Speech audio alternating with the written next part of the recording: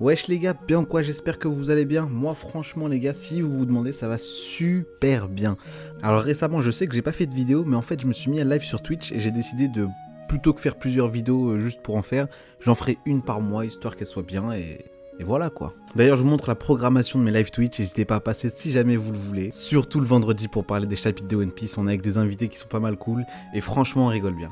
Les gars, avec le chapitre 1000 qui est imminent, je vais reprendre les réactions live à partir du 999. N'hésitez pas à vous abonner si jamais vous voulez voir ça.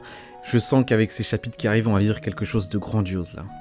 Bref, t'as bien lu sur le titre, on n'est pas du tout là pour ça. On se retrouve aujourd'hui pour ma toute première vidéo théorie. Elle concerne Ryokugyu, Yamato, leur fruit du démon et en gros la bataille de Nigashima. Parce que oui, je suis sûr et certain que la marine va arriver sur Wano et qu'une bataille comme on n'en a jamais vu nous attend. Je vais tout vous expliquer.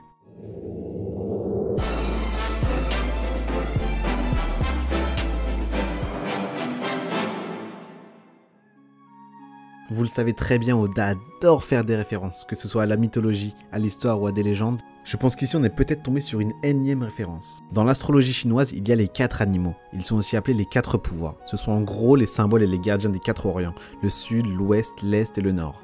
Au Japon, on les connaît sous le nom des 4 dieux, les Shijin. Il y a d'abord Seiru, le dragon azur associé à l'est, Genbu, la tortue serpent noir gardien du nord, Byakko, le tigre blanc gardien de l'ouest et Suzaku, l'oiseau vermilion phénix du sud. Au vu du teasing sur le fruit du démon de Yamato avec les crocs qui sortaient dans le chapitre 996, on pouvait espérer un fruit du démon de modèle tigre à dents de sabre, mais comme on l'a vu dans le chapitre 998, il a été attribué à quelqu'un d'autre. Donc Yamato pourrait aussi avoir un Economy modèle tigre blanc, tout comme Byakko, le gardien de l'ouest, associé à l'automne et au métal. Issu de la mythologie, ça pourrait être un fruit du démon mythique, et non antique comme les Tobiropo qui ont tous un fruit du démon de type Zoan antique, pour la plupart Ryunomi. Pour Suzaku, l'oiseau vermillon du sud, ou le phénix est l'animal associé au sud, à l'été et au feu. Et si je vous dis qu'on a actuellement sur Onigashima un homme phénix qui se balade toujours en claquettes, lunettes et chemise?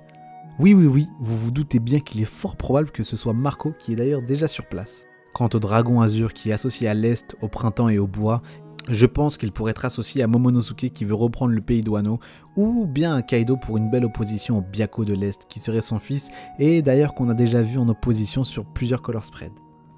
Et enfin, pour Genbu, la tortue serpent noir associée au nord, à l'hiver et à l'eau, je pense qu'il peut s'agir d'un fruit du démon mythique qui pourrait bien aller à un amiral, et ici, je parle de Ryokugyu.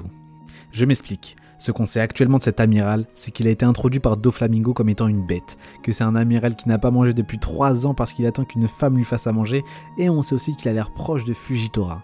Jusque là, vous vous demandez ce que je baragouine, qu'il y a déjà énormément de grosses têtes pour avoir ce fruit sur Onigashima, et surtout que, il est représenté par le taureau vert.